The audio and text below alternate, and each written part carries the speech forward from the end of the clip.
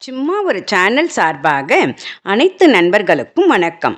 நான் இன்னைக்கு சொல்ல வந்த தலைப்பு தொலைத்து விட்டோம். ஒருவருக்கு பாடல் கேட்க பிடிக்கும், இன்னொருவருக்கு படம் பார்க்க பிடிக்கும், மற்றொருவருக்கு பாடலை பார்ப்பது பிடிக்கும். ஒரு காலகட்டத்தில் அந்த எஃப்எம் ரேடியோ என்ன தூள் கலப்புச்சு தெரியுங்களா? ரேடியோ என்ற பொருளை நாம் மறந்து பல காலம் ஆயிற்று. என்ன விஞ்ஞானமோ தெரியல, சில நேரங்களில் நம்மீது நமக்கே கோபம் வருகின்றது. என்ன, இந்த கைபேசியினால் நல்ல விஷயங்கள் உண்டு என்றாலும் நாம் நிறைய ரசித்து வந்த பழக்கத்தையும் முறைகளையும் அனுபவித்த சந்தோஷத்தையும் நிறைய நிறைய இழந்துவிட்டோம் என்றே தோன்றுகிறது. ஆனால் இன்றும் என்னால் துணியை மடித்து வைக்கும்போது பாடல் கேட்கும் பழக்கத்தை நான் விடவில்லை. அப்போதெல்லாம் இரவில் சாப்பிட்ட பின் எஃப்எம்மில் பாடல் கேட்காத நாட்களே இல்லை. அதிலும் யாழ் சுதாகர் என அவர் சொல்லும் அழகிய பழைய பாடல்களும் 80-90 காலகட்டத்தில் வந்த பாடல்கள் அடுத்த நேரத்தில் கேட்பதும் என இனிமையாக காதில் கேட்டவாறு இசையை ரசித்தோம்.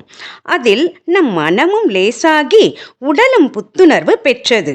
அதிலும் எனக்கு பகல் நேரத்தில் நிறைய சத்தத்துடன் பாடலை கேட்டால்தான் பிடிக்கும்.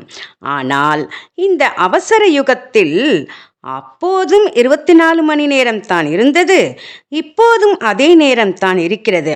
ஆனால் மனதில் துளி கூட சந்தோஷம் இல்லை. அதிக மன உளைச்சலில் ஆளாகி சின்ன சின்ன சந்தோஷத்தை எல்லாம் இழந்துவிட்டோம். அதில் மிக முக்கியமாக மனதார பேசுவது, நம் சொந்தங்களிடம் உரிமையோடு கிண்டலடித்து சிரிப்பது, பண்டிகை நாளில் ஒன்றாக அமர்ந்து சாப்பிடுவது, ஒருவர் கஷ்டத்தை ஒருவரிடம் சொல்லி அதை இப்படி செய்யலாமா இல்லை வேற என்ன செய்வது என மனம் விட்டு பேசியதால் அந்த மன உளைச்சல் இல்லாமல் வாழ்ந்தோம். அதே ஒரு நாள் முழுவதும் எதற்கும் நேரம் இல்லாதது போல ஓடிக்கொண்டே இருக்கின்றோம். இது சரியா என்றே புரியவில்லை. நன்றாக தெரிகிறது தவறு என்று, ஆனால் அதை திருத்திக் கொள்ளக்கூட நமக்கு நேரமில்லை. அதனால் வேதனை, விரக்தி, வலி, நோய்கள் என அடுத்தடுத்து நம்மை தொடர்கிறது. வேதனைப்பட வேண்டிய விஷயம், வெட்கப்பட வேண்டிய சூழ்நிலை. அதனால் பற்று என்பதே குறைகிறது, பாசம் என்பதே சுத்தமாக மறத்து போகின்றது. கட்டாயம் இதே நிலை நீடித்தால் கொடியதிலும் கொடியது தனிமை.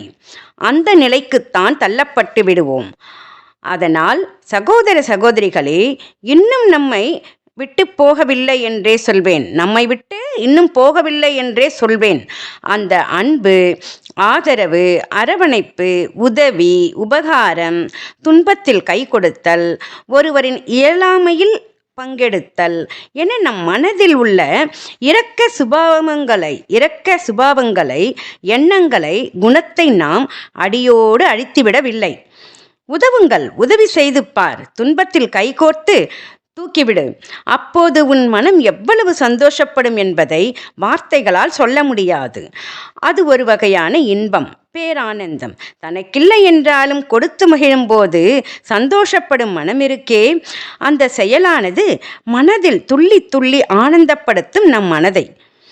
அதை ஒரு அதிசய குணம், தெய்வீக மனம் என்றே சொல்லலாம். அதனால் சொல்கின்றேன், தொலைத்துவிட்டோம் என்பதை திரும்ப பெற்றுவிடுவோம் என்று சிந்தனை கொண்டு செயல்படுங்கள். திரும்பவும் சொல்கின்றேன், அடுத்தவரின் மீது பழி போடாமல், அறிவியலின் மீது அவதூறு அடையாமல், முன்னேற்றத்தின் மீது முட்டுக்கட்டை போடாமல், நாமாக திருந்தி எதை தொலைத்தோமோ, எந்த சந்தோஷத்தை எல்லாம் மறந்தோமோ, சிரிக்கவே மறந்த சித்திரவதையை அனுபவித்தோமோ, அதையெல்லாம் திரும்ப பெற்றால்தான் ஆரோக்கியம். நமக்கென்று இருந்த சந்தோஷத்தை நாமே தான் தொலைத்து விட்டோம். நமக்கென்று இருந்த சந்தோஷத்தை நாமே தான் தொலைத்து விட்டோம். வேறு யாரும் காரணம் அல்ல. எல்லாமே நம் கையில்தான் என்பதை மறக்காதீங்க. நன்றி.